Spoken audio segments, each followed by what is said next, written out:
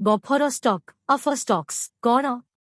Buffer stock माने सरकार द्वारा अधिक परिमाण रे धान गहम इत्यादि खाद्यशस्य किणी संचय करा जाइथिबा भंडार को कुहा जाए। सरकार साधारणतः चाषी माननको ठारू एही शस्य किणी गोदामरे संचय करे। बफर स्टॉक काहींकी आवश्यक? 1. खाद्य सुरक्षा निश्चित करिबा। दुर्भिक्ष बन्या खरा इत्यादि समयरे खाद्य अभाव होई पारे। सेतेबेले बफर स्टॉक लोकमानंकु खाद्य जोगाई थाए। 2. मूल्य स्थिरता प्राइस स्टेबिलिटी। जेतेबेले बजाररे खाद्य दर बढ़ी जाए सरकार बफर स्टॉक रु शस्य छाड़े। एहा दर को नियंत्रण करे। 3. गरीब लोकंकु सहायता। पीडीएस माध्यमरे सस्ता दररे खाद्य देबा पाई बफर स्टॉक व्यवहार करा जाए।